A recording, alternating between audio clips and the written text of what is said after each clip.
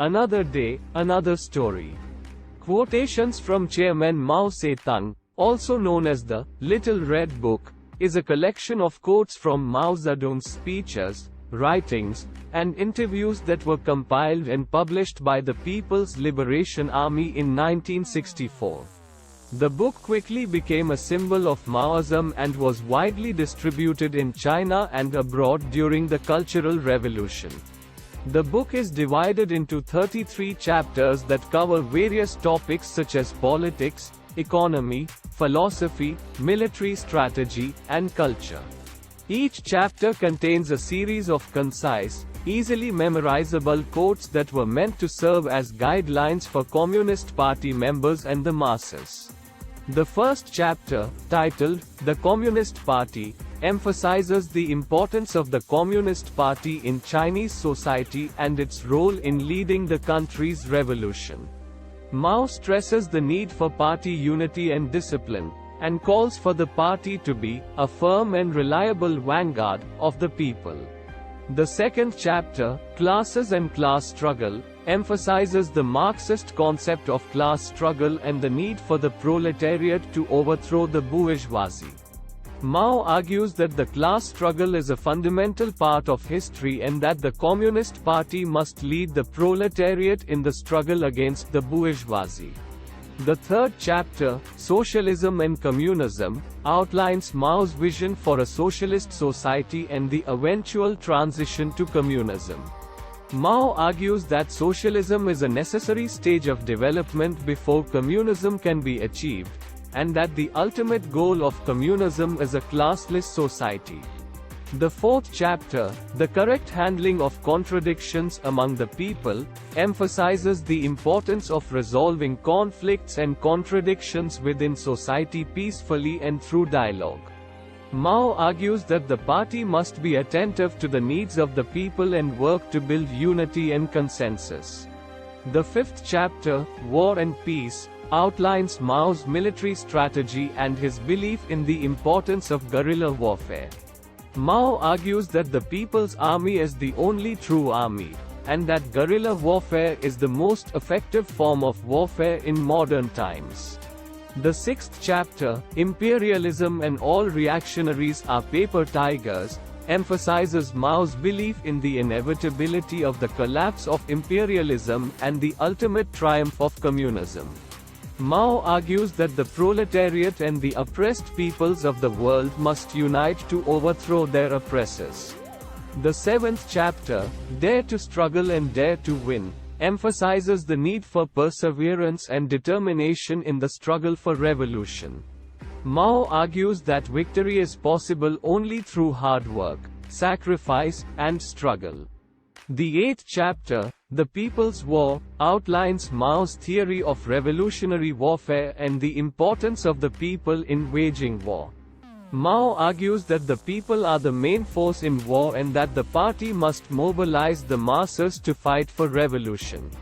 The ninth chapter, Leadership, emphasizes the importance of strong leadership in achieving revolution. Mao argues that the party must be led by wise and capable leaders who are committed to the people's struggle. Chapter 10, The Party's Mass Line, emphasizes the importance of the party's connection to the masses and its role in leading the people's struggle. Chapter 11, Political Work, outlines the role of political work in building a socialist society and the importance of political education and propaganda. Chapter 12, Relations Between Officers and Men, stresses the importance of unity and mutual respect between military officers and soldiers. Chapter 13, Methods of Thinking and Methods of Work, emphasizes the importance of a scientific approach to problem solving and the need for practical work to achieve revolutionary goals. Chapter 14, Investigation and Study, outlines the importance of studying the conditions of the people and the enemy in order to better plan and execute revolutionary strategy. Chapter 15, Criticism and Self-Criticism, emphasizes the importance of constructive criticism and self-reflection in improving one's work and behavior. Chapter 16, Rectification of Party Style, outlines the need for the party to constantly examine and improve its methods of work and behavior. Chapter 17, Personal Relations, stresses the importance of building good personal relationships and avoiding harmful behaviors such as flattery and gossip. Chapter 18, China's Historical Characteristics, emphasizes the uniqueness of Chinese history and the importance of understanding it in order to build a new socialist society. Chapter 19, The Chinese People Have Stood Up, celebrates the victory of the Chinese Revolution and the role of the people in achieving it.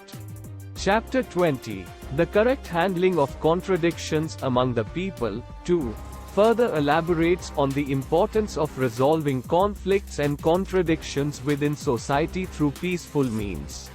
Chapter 21, War and Peace, 2, outlines the role of nuclear weapons in modern warfare and the need for the people to resist imperialist aggression. Chapter 22, The People's Livelihood, emphasizes the importance of improving the standard of living for the people and building a socialist economy that serves their needs. Chapter 23, Learn from Dazai in Agriculture, celebrates the success of the agricultural commune in Dazai and encourages others to learn from its example. Chapter 24, Learn from Comrade Lei Feng, celebrates the selfless service of Lei Feng and encourages others to emulate his example. Chapter 25, On Industry, outlines the importance of developing industry in building a socialist economy. Chapter 26, The Correct Handling of Contradictions Among the People, 3, further elaborates on the importance of resolving conflicts and contradictions within society through peaceful means. Chapter 27, The Correct Handling of Contradictions Among the People, IV, emphasizes the importance of using democratic methods to resolve conflicts and contradictions within the party. Chapter 28, Methods of Leadership, stresses the importance of flexible and adaptable leadership in achieving revolutionary goals.